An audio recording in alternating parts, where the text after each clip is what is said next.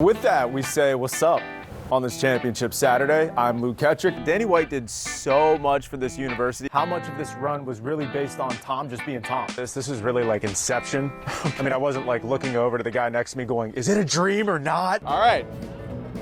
Vroom, vroom, here's your party starter.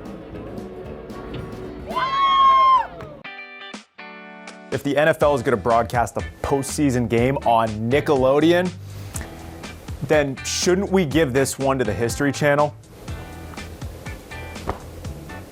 Maybe it's time we reevaluate the way we look at this program, but that's a story for another day. Buyers sell this win streak as something of significance. So give me a reasonable expectation for this road trip. Time, clearly no match for Tom. Tequila, on the other hand, different story. You saw the video, you know what I'm talking about. Gus Malzahn had a standard at Auburn. 9 wins a year, they were always in contention with Alabama. This was like watching a Beatles reunion in an empty Radio City. 100% of players in the NBA are human beings.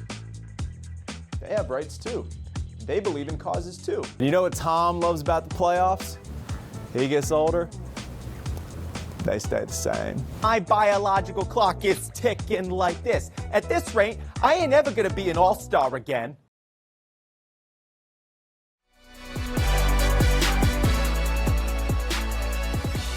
I wanted to know, don't get married to any one person or somebody out there.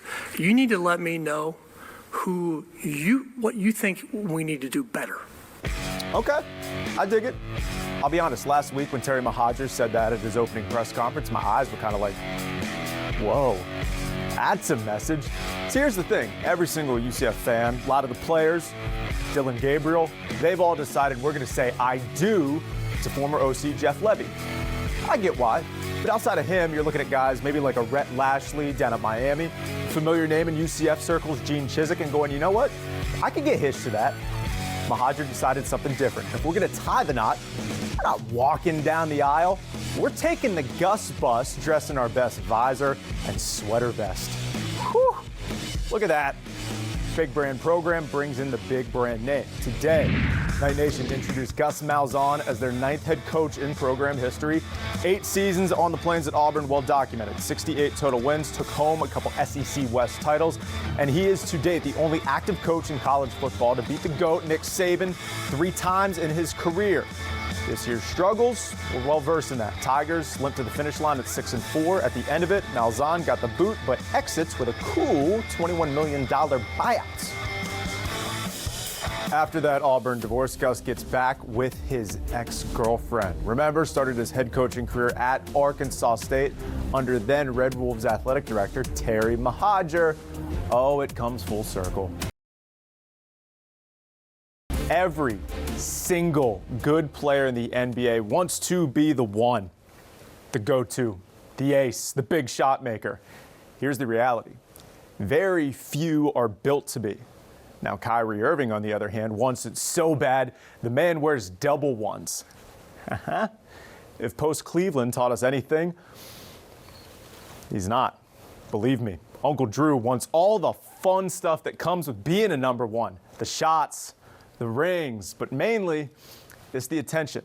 Now, let me ask you all this. When I say his name, Kyrie Irving, is the very first thing that pops into your head the Game 7 shot against Golden State? Nope. Now, maybe it's the ball handling, but it's also things like the earth is flat, the total dysfunction for 2 seasons in Boston, burning sage around the court, and now a birthday party, one he threw last week, violating the NBA's COVID protocols. It's why he didn't play tonight. It's why he hasn't played in 11 days. Isn't it weird that all this happens the exact same time the James Harden trade goes down? Ooh, that's right. A new toy, a better one, and now Brooklyn's number 2 option. And let's not kid ourselves. We know who's the number 1. And it's not Kyrie, but don't let all that attention tell you different.